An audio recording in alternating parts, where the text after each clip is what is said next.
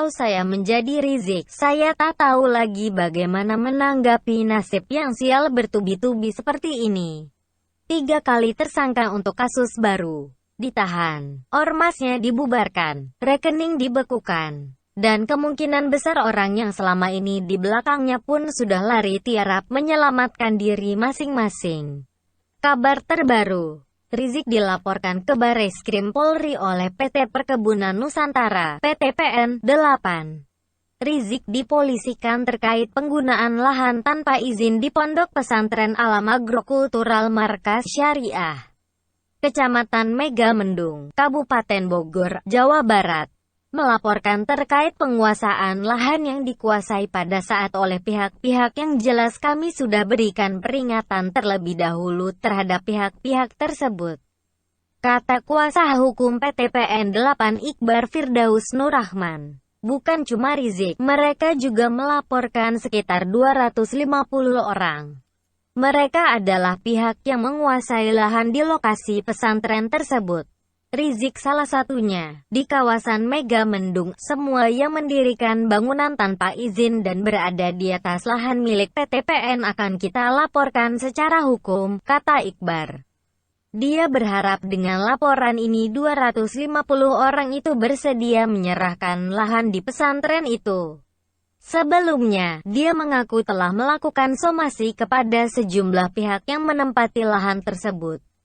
Beberapa pihak yang belum kita laporkan mungkin bisa menyerahkan secara cuma-cuma terkait dengan menindaklanjuti dari somasi yang telah kita sampaikan. Sebelum kita berlanjut terhadap hal yang lain atau pihak-pihak lain yang ada di lokasi tersebut, kata Iqbar. Iqbar menyebut ada beberapa warga yang merespons baik somasi PTPN 8. Namun ada pula yang tidak mengindahkan somasi. Kita tetap berpegang kepada hukum, kita berlindung di sana, katanya. Aduh kasihan Rizik, jangan gitu dong. Apakah tidak ada rasa kasihan terhadap Rizik? Seolah dia ini digas terus, tidak dikasih kendor, tidak dikasih napas dan tidak diberi kesempatan untuk bergerak seinci pun. Dia sudah 3 kali jadi tersangka. Bayangkan kalau 3 kasus ini disidangkan, dan kesemuanya dia dinyatakan bersalah, mau dihukum berapa lama lagi? 1 kasus sudah ditolak pra-peradilan. Jadi kemungkinan besar dia tidak akan lolos dari kasus kerumunan di Petamburan. Cobaan apa lagi yang harus dialami Rizik? Kasus chat mesum pun akan diusut lagi. Aduh kacau dah. Apa tidak stres tuh orang? Belum lagi kasus fase pertama yang masih mengendap menunggu dibongkar dan diusut kembali. Ini kayak nyicil kasus yang terlalu lama ditunda. Karena Rizik sempat menunggak. Makanya sekarang menumpuk jadi satu dan bingung gimana mau melunasinya. Kalau PTPN melaporkan Rizik, sama saja menjadikan Rizik sebagai pengoleksi terbanyak se-Indonesia. Mutlak tanpa bisa diganggu-gugat. Entah ini prestasi yang patut dibanggakan atau ditangisi, silakan nilai sendiri. Saya sempat berpikir Rizik sebenarnya bisa lolos dari masalah ini sejak dulu.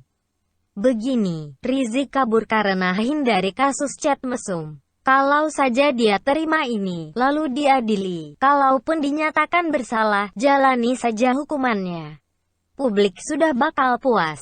Mereka tidak akan menuntut macam-macam lagi. Setelah kasus ini, kalau Rizik tidak bikin ulah, maka dia bisa jalani hidup tenang sampai sekarang. Kasus-kasus lain dianggap tidak ada. Inilah kesalahan Rizik yang paling fatal. Dia kabur tapi masih suka memprovokasi. Dia merasa hebat. Puncaknya adalah ketika pulang. Dia malah berani melanggar aturan dan bahkan seolah menantang negara. 1 orang berani melawan negara, ini adalah perbuatan paling bodoh yang pernah saya dengar.